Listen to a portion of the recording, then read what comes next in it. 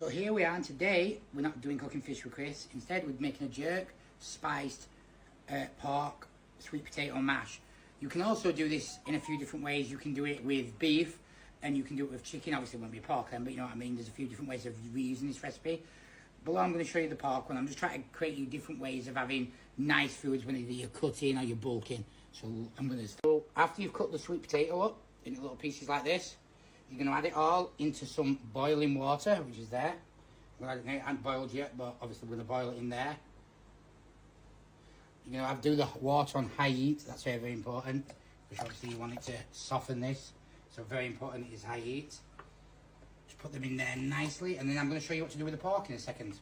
Put the pork in the bowl, and I've put 7 grams of jerk paste, and no, sorry, I've put 12 grams of jerk paste in here, Caribbean style, and I've also put in 7 ml of white wine vinegar, and this will just give it such a nice texture while it's cooking, as you're going to see in a minute. I also forgot to mention I'll be putting a teaspoon of flour in like that, which will do a big thing. I'll also be adding some Himalayan pink salt, just a little drizzle, and a little bit of black pepper. It'll just make it taste so much nicer.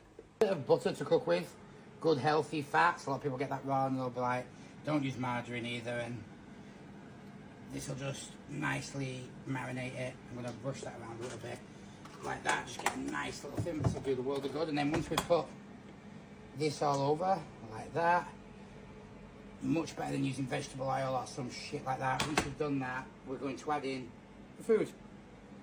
I'm just going to pour this in like this, and there we go. So that'll straighten out because we don't want any pink meat.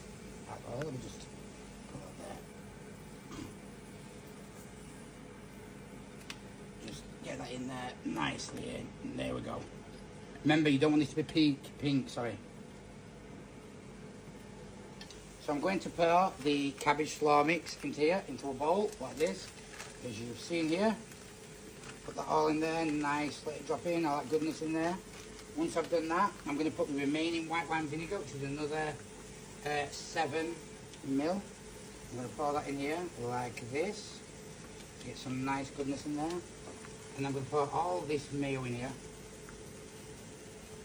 So, obviously I'm going to stir it through, but all this nice, beautiful mayonnaise in here, like that.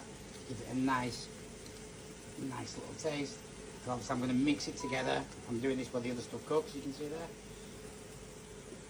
150 ml of water.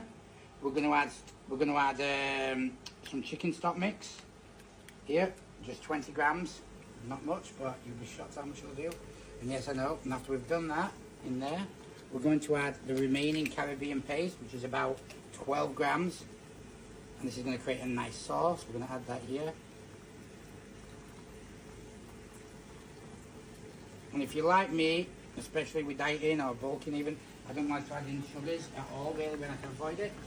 So we're just going to grab a pinch, we'll use this hand cleaner, just a pinch of sugar, as little as possible. So a pinch just means like that, just means a tiny bit, like nothing, like 5 grams.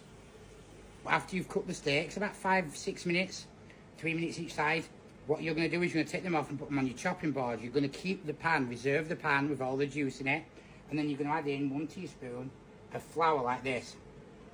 And do you remember that stock I showed you earlier, that sauce we're making? We're going to add that gradually in here, and we're going to create the sauce. Just watch and learn. I've added the flour. That basically, what it does a lot, it stops it sticking to the pan, and it's going to give it the flavour. And we're going to slowly add this in. And when I say slow, I mean very slow, because we're going to gradually put it in like that, and then we're going to stir it around, like you can see there. And it's very, very important to do it at this type of speed. It will add so I put a little bit of butter in here, and now I'm going to create some sweet mashed potatoes. I actually like this. You can use a fork. There's a lot you can do. As you see in there, that's what my sauce looks like. It's getting a bit harder now and creamier, which is good. So I was a bit worried I fucked up on the sauce, but alas. But yeah, we're just going to go like this, bring all that in there, start mashing these up. I'm pretty sure you can do this, like anyone can do this, but yeah, easy work. And then soon, you can see it's all done now. We're going to get a little bit of a reaction. First, we'll start with one of these nice looking sweet potatoes. Very nice, very fresh. Just mix a little bit of this slaw with the sauce and the beef. How the flat one. Oh, it's really nice, you know. Sauce is gorgeous. Very nice. Very nice. So let's give it a go. I'll try the mashed potato first. Very, very nice. I'll try the pork.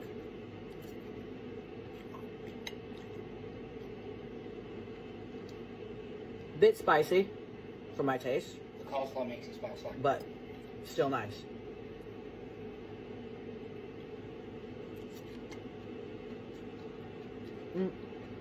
No, shocking enough, I'm actually not a fan of slaw, but that's really nice actually with that. It goes well with it.